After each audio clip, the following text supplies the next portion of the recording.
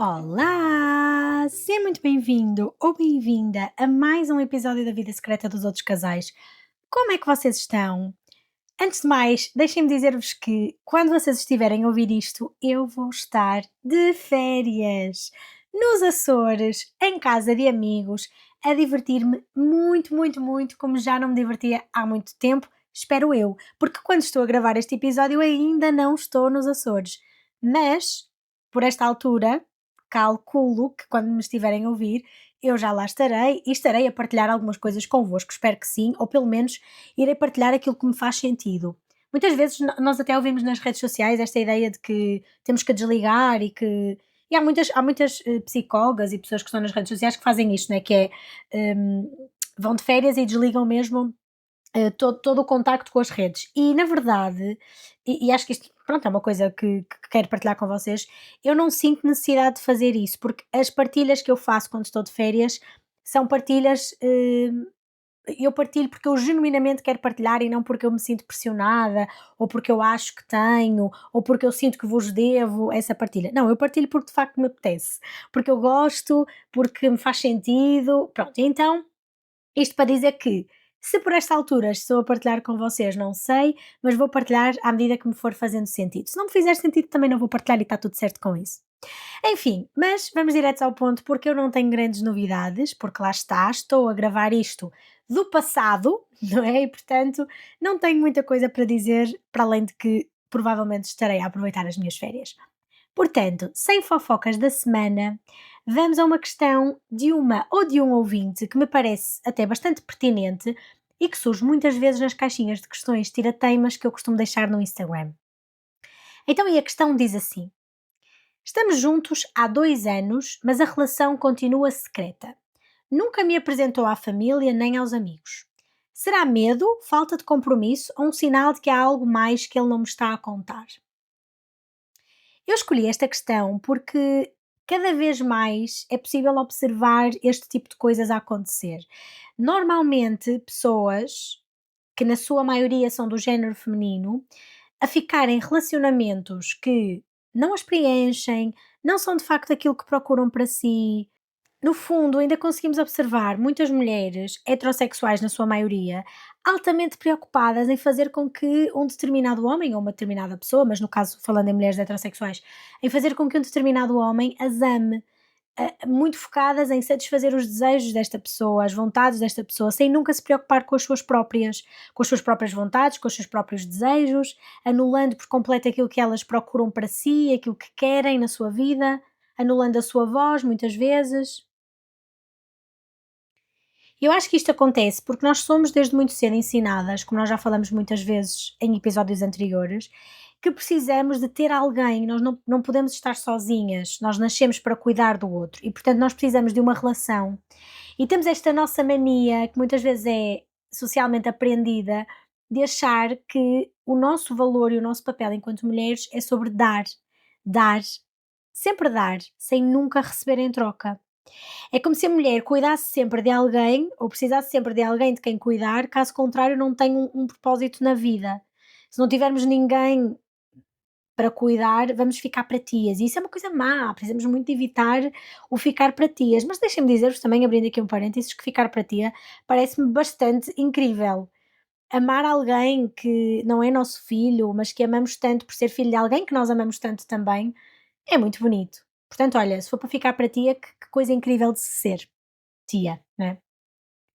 Então, isto para dizer que é muito mais fácil nós aceitarmos quem nos escolhe sem nunca escolher.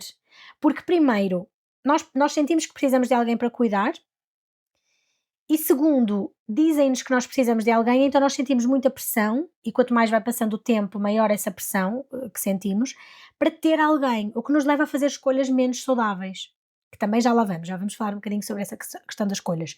Mas, portanto, isto para dizer que, quando eu olho para esta pergunta, estamos juntos há 2 anos, mas a relação continua secreta, nunca me apresentou à família, não tenho muita consciência do que é que isto poderá significar. Isto faz-me lembrar que é muito fácil nós ficarmos em relações em que estamos 2 anos à espera que alguém escolha assumir um compromisso mais sério connosco, assumir-nos no fundo, do que nos permitirmos escolher, do que batermos o pé, e dizermos: eu não quero isto, eu vou embora.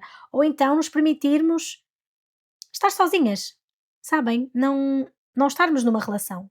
Porque há esta pressão de que precisamos de alguém para cuidar, precisamos de alguém na nossa vida, precisamos de ter alguém para sermos válidas, para sentirmos que estamos a ter valor na vida e na sociedade.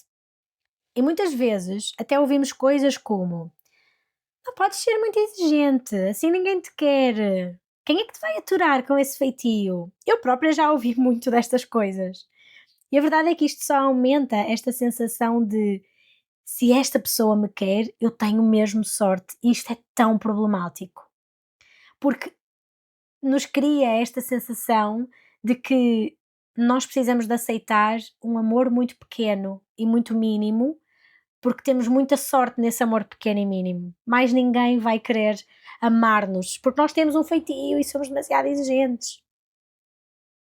Então, mesmo que esta pessoa não nos queira por completo, com o pacote todo, nós vamos ficando. Vamos assumindo que se calhar então é isto que eu mereço. E por conta disso, muito mais vezes do que nós gostaríamos de admitir, nós autossabotamos-nos. Nós dizemos que, afinal, se calhar eu não quero exatamente uma relação, se calhar uma relação é demasiado para nós, eu estou bem assim.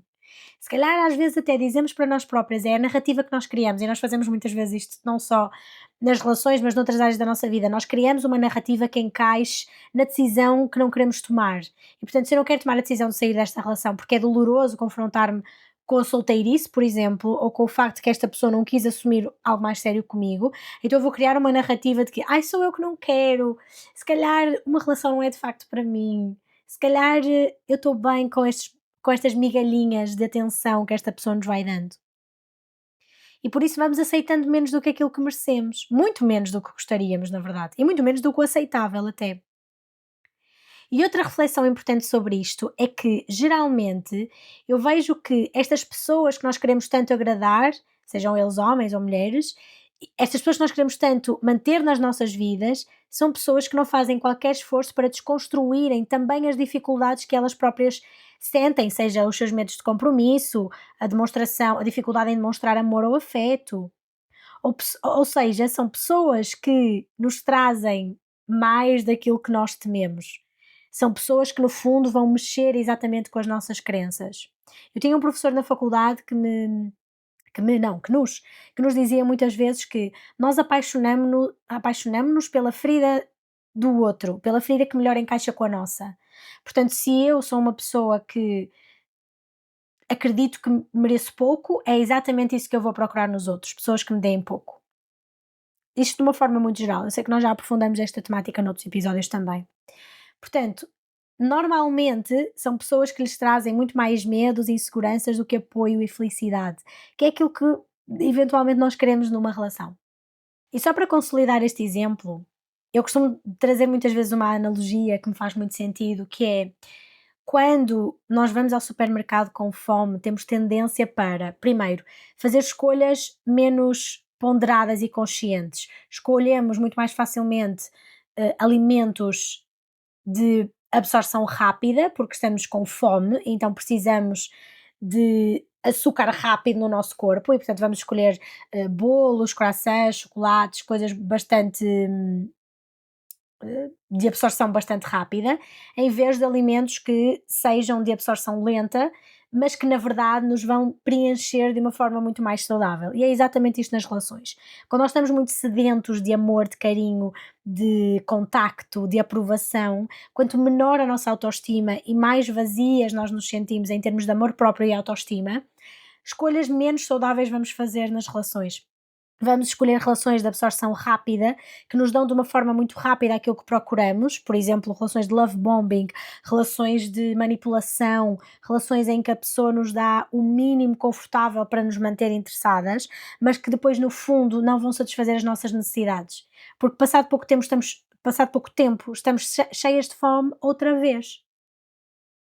Que é exatamente o que acontece quando vamos ao supermercado com fome. Comemos sempre coisas que não são muito saudáveis e que depois, a longo prazo, não foram de facto nutritivas para nós.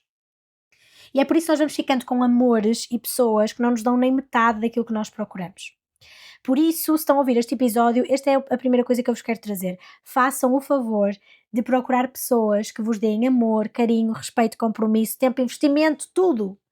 Queremos tudo, queremos colo, queremos comunicação, queremos força para os dias bons e para os dias menos bons. Enfim, mas já me alonguei muito no ponto anterior, porque a verdade é que alonguei-me imenso no contexto que queria trazer e acabei por não falar daquilo que eu realmente quero falar. Que é, eu gostava de falar um bocadinho melhor com vocês sobre o que é isto de uma relação secreta. Portanto, esta pessoa diz que está há 2 anos com alguém, mas a relação continua secreta porque nunca conheceu a família da pessoa. Eu gostava de compreender um bocadinho melhor o que é isto de uma relação secreta. Porque eu acho que não estamos a falar, quando falamos em relação secreta, não estamos a falar de manter a vida privada ou manter a vida longe das redes sociais. Eu acho que isso é outra conversa. Nós estamos a falar de um padrão mais profundo de secretismo. Não é sobre não partilhar nas redes, é sobre a pessoa evitar apresentar a pessoa com quem está à família, aos amigos, aos colegas de trabalho. No fundo, a relação fica bastante limitada. Fica limitada a encontros a dois, quase como se existisse um espaço privado em que a relação pode existir e na esfera pública a relação fica secreta, lá está, como o nome indica. E isto pode ser bastante doloroso porque significa que se a relação não é pública, se é privada e se existe só numa esfera muito, num contexto muito específico, então isso significa que não somos convidados para eventos sociais, não aparecemos em fotografias de grupo, há sempre um rol de desculpas para não cruzar caminhos com as pessoas mais próximas da pessoa com quem estamos. E quando a relação se mantém assim por meses, ou às vezes até anos, como é o caso desta pessoa, há 2 anos que isto acontece, é normal que se comece a levantar questões que são bastante legítimas. O que é que está por trás desta escolha? Porque é que esta pessoa escolhe manter-me no secretismo, manter-me na esfera privada? Então vamos a possíveis razões para isto, que me parece bastante relevante pensarmos sobre. A primeira que vos quero trazer é a falta de comunicação. Em primeiro lugar, será que vocês comunicaram? E obviamente estou a começar por aquilo que me parece ser mais generalista, né? Um bocadinho mais supérfluo até. Será que vocês comunicaram as vossas intenções para a relação, aquilo que vocês procuram na relação? Ou será que fizeram interpretações, cada um à sua maneira, daquilo que o outro pretende? Eu estou a assumir, com base na pergunta que me foi feita, que esta conversa já foi feita à pessoa e que esta conversa já foi tida. Portanto, estão juntos há 2 anos, nunca te apresentou à família, nem aos amigos. Eu acredito que isto já tenha surgido em conversa, mas then again, acho que é importante irmos a este ponto, que é a falta de comunicação pode estar a levar-vos a interpretações diferentes daquilo que esta relação é. Será que para esta pessoa esta relação é o mesmo que é para ti? Será que para esta pessoa está implícito que não vai haver apresentações à família e aos amigos porque a pessoa não vê futuro na relação da mesma forma que tu? Portanto, a comunicação parece-me bastante importante neste ponto. Ou seja, podem haver diferenças nas expectativas que cada um coloca em relação a esta relação. Se calhar esta pessoa vê a vossa relação de uma forma mais casual, enquanto tu estás à procura de algo mais sério e consolidado. E isso pode ser resolvido através da comunicação. Não tenhas medo, e acho que isto pode ser uma dica muito importante, não tenhas medo de comunicar aquilo que queres para ti. É uma das maiores formas de amor próprio e também de confiança e de respeito que podemos ter para connosco e para com o outro também, nós sabermos comunicar aquilo que queremos e que procuramos. Não tenhas medo de fazer isso.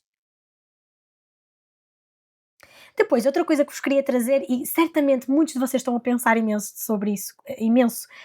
Ai, eu hoje estou ótima. Imenso sobre isto, que é o medo do compromisso. Que é conhecido na literatura, ou seja, os estudos falam sobre o medo do compromisso como a gamofobia, não sei se é exatamente assim que se diz, mas acho que sim, o fear of commitment, não é? O medo do compromisso, que se define como uma ansiedade muito intensa quando a relação passa de um certo nível de intimidade, ou quando a pessoa sente que assumir o parceiro é um marco demasiado simbólico e lhe traz bastante ansiedade pensar em fazê-lo. E há estudos que mostram que este medo do compromisso pode estar associado a diversas coisas, na verdade, mas na sua maioria, as experiências passadas dolorosas que podem ter a ver com a infância, não é? De os divórcios na família, os estilos de vinculação, que também falaremos mais à frente, ou até traumas que possam ter vivido noutras relações passadas. Mas isto para vos dizer que eu sei que muitas vezes nós achamos que o medo do compromisso é uma desculpa, mas a verdade é que há pessoas que têm mesmo esta ansiedade relacionada com o dar um passo mais comprometido com alguém, o assumir um certo nível de intimidade um pouco maior. E isso geralmente acontece porque, como já falamos, mas consolidando aqui um bocadinho melhor, desenvolveram um mecanismo de defesa relacionado com um trauma ou uma situação difícil que tenham vivido numa relação passada, seja essa relação passada as suas relações na infância ou outras relações de intimidade, seja nas amizades, seja em relações românticas, ou porque associam o compromisso a uma espécie de prisão ou de perda de liberdade, que muitas vezes lhes traz muita ansiedade também, ou porque observaram relações disfuncionais na sua vida, não necessariamente que tenham vivido na pele, mas porque observaram na relação com os seus pais ou dos seus avós ou professores, pares, colegas, enfim, ou porque são pessoas bastante inseguras ou com baixa autoestima, enfim, e todas estas coisas vão eventualmente levar a pessoa a mudar repentinamente o seu comportamento e muitas vezes evitar certas situações que poderão eventualmente levar a um compromisso mais sério, porque têm muito medo de se comprometerem, mas ao mesmo tempo também não querem perder o parceiro. Aquilo que nos diz a ciência é que pessoas que têm este elevado medo de compromisso podem querer manter o parceiro perto o suficiente para não o perder, mas longe o suficiente para não se sentirem vulneráveis. E isto muitas vezes explica a ambivalência que se sente na relação. A pessoa está na relação, mas evita expor a relação e levar a relação e levar, ou seja, e espaço levar e ao mesmo tempo elevar a relação a um outro nível. Faz sentido isto? E isto pode ser bastante melhor explicado através da teoria da vinculação, como já falamos também muito em episódios anteriores, que explica que a forma como nós nos relacionamos na vida adulta foi influenciada pelas primeiras relações que tivemos e pela forma como nos relacionamos com os nossos cuidadores, no caso os nossos pais, os nossos avós, eventualmente.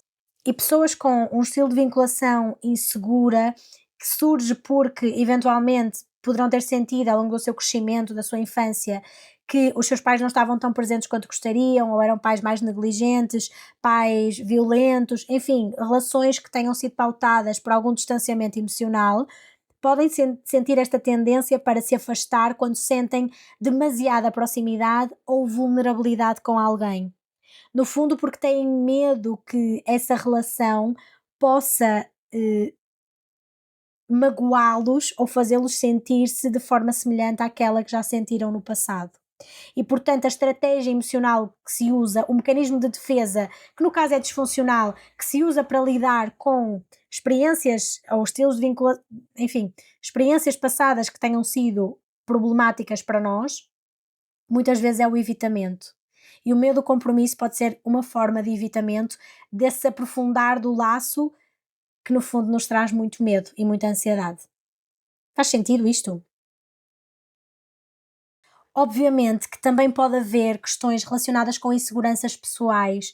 Há quem evite apresentar o parceiro porque sente vergonha de si mesmo, sente vergonha da sua família, sente vergonha das suas circunstâncias atuais na vida, seja por problemas familiares, problemas financeiros, problemas emocionais, que na verdade estão a afetar a decisão de assumir o relacionamento, não porque a pessoa não queira assumir a relação em si, mas porque tem muito receio da imagem que eventualmente a pessoa de quem gosta e com quem está numa relação possa, que essa imagem possa mudar, a imagem que a pessoa tem de si possa mudar e o medo até do impacto que introduzir a pessoa na sua vida possa ter, do impacto e do julgamento também.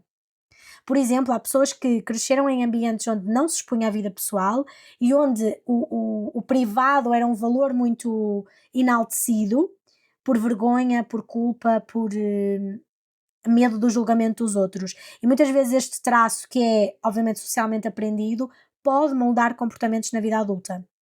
Eu não quero mostrar-te sobre a minha família porque eu tenho muito receio de te mostrar isto e eventualmente tu ires embora por não te identificares ou porque de alguma forma me vês de uma forma diferente.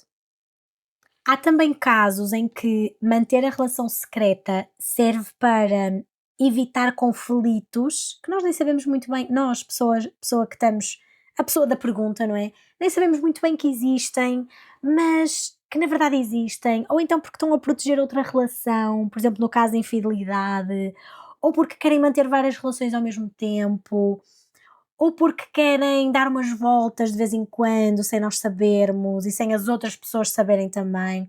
Isto não é assim tão frequente como as redes sociais fazem parecer, mas obviamente existe. E é claro que este tipo de dinâmicas tendem a gerar muita ansiedade, não é? E muita insatisfação, mas existem. Portanto, também é uma hipótese que tem que estar em cima da mesa, como de resto vocês já sabem que eu faço sempre. Depois, uma outra que me parece também provável é que se há esta relutância em assumir um compromisso mais sério, principalmente há tanto tempo, há 2 anos, pode haver uma qualidade emocional, pode estar comprometida a qualidade emocional da relação. É isso que eu quero dizer. Muitas vezes, quando a relação é mantida em segredo, não é por. Nem sempre é por medos ou traumas, mas porque a própria ligação entre as duas pessoas não está suficientemente sólida para ser assumida, por assim dizer.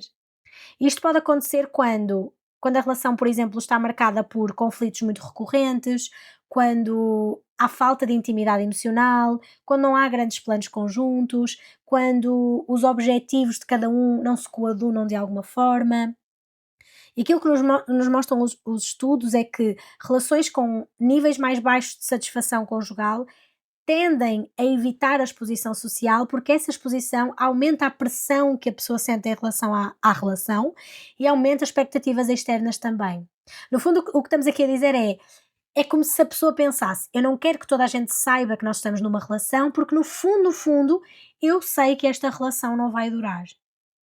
E isto está escrito nos estudos. Relações onde as pessoas não estão tão satisfeitas, com níveis mais baixos de satisfação conjugal, têm tendência para se evitar na exposição social.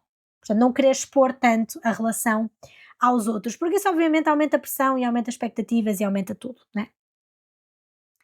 Depois, trazer-vos também esta ideia de que pode haver um desejo de manter uma certa ilusão, desculpem, uma certa ilusão de liberdade ou negação até da própria vulnerabilidade da pessoa, que para algumas pessoas é muito importante.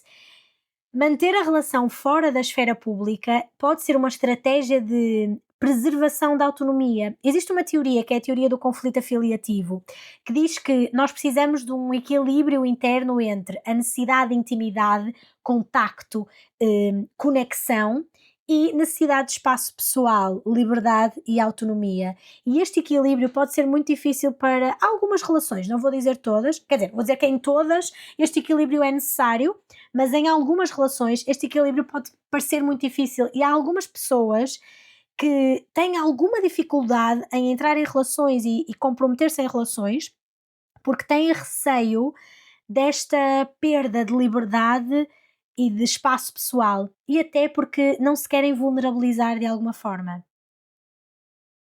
Até porque assumir uma relação significa que nos vamos abrir não só ao julgamento dos outros, não é? Os outros vão passar a ver-nos de uma forma mais. Isto é uma ideia que acho que faz muito sentido e que pronto.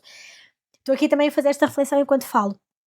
Não só quando nós assumimos uma relação, nós estamos a abrir a nossa relação ao julgamento dos outros, como também estamos a vulnerabilizar-nos. Integrar o parceiro nos nossos outros contextos, nos vários contextos da nossa vida, é inevitavelmente aceitar que os outros nos vão percepcionar de uma forma mais vulnerável. Vou-vos dar um exemplo que acho que vai fazer muito sentido para vocês.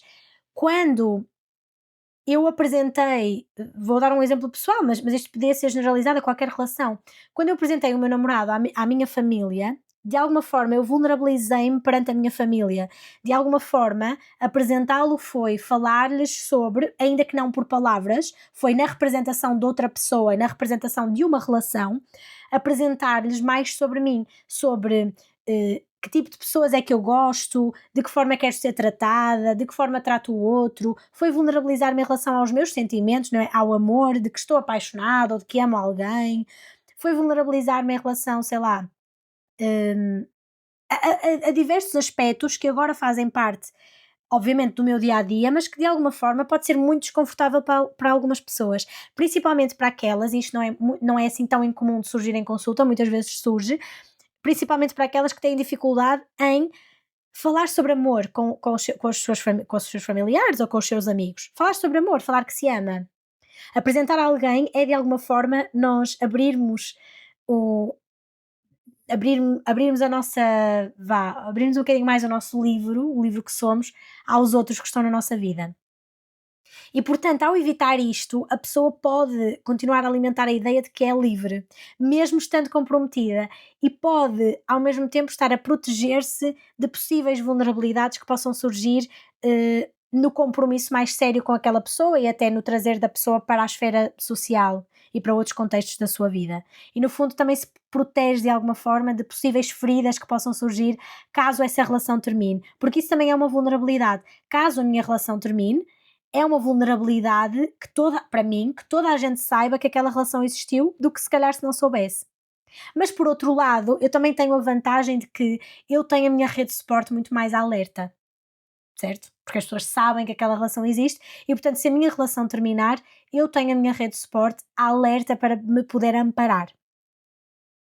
E por isso é que, voltando àquilo que falamos dos estilos de vinculação, é muito mais comum que pessoas com um estilo de vinculação insegura evitante, ou seja, com a tendência para evitar o compromisso, para evitar o conflito, para evitar situações que possam ser danosas eventualmente, é muito mais comum que tendam a valorizar a independência acima de intimidade e ao mesmo tempo esta questão da liberdade e meio que o negar da própria vulnerabilidade, porque a vulnerabilidade pode magoar e, portanto, eu vou evitar. Faz sentido isto? Estou a fazer sentido? E por fim, queria falar-vos também sobre o breadcrumbing, que é um conceito que está a surgir agora cada vez mais, mas que não é assim tão novo nas relações, que traduzindo à letra significa migalhas de pão, breadcrumbing. E que significa que, ou seja, no fundo é como se fosse uma forma de manipulação na qual a pessoa nos dá umas pequeninas migalhas de atenção e de afeto suficientes para nos manter interessadas e entretidas naquela relação, mas não suficientes para que sintamos o conforto, a segurança de estar num relacionamento sério e comprometido. Portanto, é como se fosse uma forma de ilusão, no fundo. E é importante nós estarmos atentos a estes sinais, porque é muito danoso para a pessoa que está a viver nesta ilusão perceber quando é muito danoso quando percebe que de facto não está a receber tanto quanto gostaria e tanto quanto merecia. E portanto, há alguns sinais aos quais precisamos de estar atentas ou atentos. Por exemplo, estar sempre a cancelar, a outra pessoa estar sempre a cancelar planos ou não aparecer por estar muito ocupada, passar muito tempo sem nos dar atenção, mas de repente já nos fazer sentir que somos a pessoa mais importante do mundo, fazer-nos sentir confusos, frustrados, sem compreendermos muito bem as suas próprias ações ou as suas intenções, é tudo muito ambíguo. Fazer-nos sentir que nunca sabemos, nunca estamos a par do estado da relação, é tudo muito imprevisível, é tudo muito esporádico. Fazer-nos sentir também que nós somos a pessoa que mais dá na relação, não recebendo quase nada em troca. Mas apesar de todos estes fatores que tivemos aqui a falar, e a verdade é que existem imensas origens para o medo do compromisso, imensas origens para esta dificuldade em assumir uma relação ou esta tendência para querer manter a relação secreta, por muitas razões que existam, a verdade é que só a própria pessoa, só a pessoa que está numa relação contigo, é que pode dizer-te com elevado grau de certeza o que é que se passa dentro de si para não querer assumir a relação. Mas o que eu quero dizer com isto é que, por muitos motivos que a pessoa possa ter e por muito diferentes que eles possam ser entre si, o impacto que tem na nossa vida vivermos uma relação secreta quando não queremos viver uma relação secreta é muito doloroso, é muito grande. Sentimos-nos excluídos, sentimos-nos inseguros, temos muitas dúvidas sobre o nosso próprio valor, sobre se somos ou não somos suficientes para alguém, principalmente para a pessoa de quem gostamos. Mas eu gostava de lembrar-te, a ti, pessoa que me fizeste esta pergunta, mas a vocês que me ouvem de uma forma geral, que nós também temos uma decisão a tomar. Tu também tens uma decisão a tomar. Tu também podes tomar decisões, tu precisas de tomar decisões. Tu não és uma galinha para aceitar migalhas. Eu adoro esta frase é ótima. Vamos fazer uma t-shirt a dizer: não sou uma galinha para aceitar migalhas. Não fiquem em lugares demasiado pequenos para vocês, até porque tudo isto tem um impacto. Há um estudo de 2009 que analisou este tipo de relações, relações secretas, relações onde não há um compromisso assumido socialmente, com apresentar à família e tudo isso, e encontrou um padrão bastante claro, que é manter um relacionamento escondido de pessoas que são importantes para nós, de pessoas significativas para nós, está associado a maiores níveis de ansiedade, menor satisfação conjugal, mais conflitos entre o casal. E este esforço constante que é feito para esconder a relação também aumenta o stress no dia a dia e reduz a segurança emocional que sentimos, não só na relação, mas noutras áreas da nossa vida. Há uma tendência para a pessoa que se mantém secreta se sentir menos valorizada, mais insegura, e obviamente isto pode levar eventualmente ao conflito e ao fim da relação. Até porque, e segundo outra teoria, entrando aqui também outra questão que me parece bastante relevante, que é a teoria da penetração social. Esta teoria é muito gira, porque diz que os relacionamentos crescem através da partilha gradual de informação pessoal. É quando, ou seja, há bocadinho falávamos sobre partilhar que estou numa relação com pessoas que são importantes para mim, no caso a minha família, é importante porque dá à minha família informação sobre mim. Mas apresentar o meu namorado à minha família também deu ao meu namorado informação sobre mim. Apresentar o parceiro à família e aos amigos é um ato de autodivulgação de alto impacto. É isto que nos dizem os estudos. O meu namorado passou a saber mais sobre mim através da família que eu tenho, não necessariamente porque eu sou igual a eles ou porque eu sou uma representação daquilo que acontece na minha dinâmica familiar, mas porque eu cresci naquele ambiente, porque aquelas foram as minhas pessoas, as minhas referências nas relações. E portanto isso também é informação importante. E quando esse passo é evitado, a relação tende a estagnar ou a regredir, porque não há expansão das camadas de intimidade. Não há aquilo que diz a teoria penetração social. Faz sentido isto? Esta teoria diz-nos que os relacionamentos crescem nesta partilha de informação pessoal e quando nós não estamos inseridos nos espaços do outro, nós não vamos aprendendo coisas novas sobre o outro. Seja porque, de repente o meu namorado tem um amigo que, sei lá, que conheceu nos escoteiros. Eu não sabia que tu tinhas andado nos escoteiros. Não sabia que tinhas um amigo dos escoteiros. Vamos falar sobre isso. Sabem? Acho que sabem. Acho que está claro. E é óbvio que também faz a outra pessoa sentir que não é suficiente para ser apresentada, o que pode aumentar até sentimentos de vergonha internalizada. E obviamente afeta a autoestima, afeta a confiança, acrescenta até camada de ansiedade relacional e ansiedade social também. Porque é que eu não sou suficiente para ser apresentada aos outros? Isto é muito relevante também. Agora, o que é que nós podemos fazer? Se estamos numa relação que é mantida em segredo e se isso nos dói, há coisas que nós precisamos de interiorizar e de saber. Primeira coisa, os teus sentimentos são válidos. É normal e válido que te sintas assim, que te sintas triste, que te sintas frustrada, que te sintas hum, ansiosa, magoada, ressentida com esta relutância em assumir-te. E em segundo lugar, há uma coisa que tu podes fazer. Existe alguma coisa para agir. E essa ação vai ser muito importante. E era isso que eu queria falar um bocadinho. Em primeiro lugar, precisas de comunicar. Precisas de comunicar de uma forma direta e estruturada para aumentares clareza sobre o teu próprio relacionamento. Escolhe um momento tranquilo, usa frases bastante neutras. Já falamos muito disto no podcast noutros contextos, mas em vez de dizer tu fazes ou tu não me assumes, falar sobre o que tu sentes. Eu sinto-me insuficiente, eu sinto-me insegura, eu sinto que seria importante para mim que. Portanto, explica porque é que é importante para ti seres apresentado à família, seres apresentado aos amigos. Aumenta a clareza sobre quais é que são as intenções desta pessoa. Esta pessoa alguma vez tenciona apresentar-me? Porquê é que ela não me está a apresentar? Comunica, tens esse direito. Nós temos muito esta ideia de eu não quero incomodá-lo, eu não quero incomodá-la, eu não quero fazê-la sentir que estou a pressioná-la. Que se dane o estou a pressioná-la. É a tua relação também. Fazes parte, és metade desta relação. É claro que nós estamos aqui a pregar a pressão em relação ao outro, mas tens direito de saber. Comunica de forma saudável, de forma assertiva, de forma clara, de uma forma tranquila. Está tudo bem em questionar. Depois, entender o porquê, não é? Como já falávamos há pouco. É óbvio que nem todo o medo de compromisso ou a dificuldade em assumir alguém tem uma má intenção, como já falamos. É quando nós compreendemos este porquê é que nós conseguimos tomar decisões a seguir, perceber se tendo em conta este porquê desta pessoa, se vem de uma intenção que nos faz sentido ou de uma intenção que não nos faça sentido, podemos decidir se queremos ficar aqui ou se não queremos ficar aqui. O que me leva ao terceiro ponto. Muito mais do que saber quando está na hora de nos comprometermos, é saber quando está na hora de ir embora. Malta, isto é super importante. Eu digo isto muitas vezes em consulta. Não há nada mais bonito do que saber quando ir embora.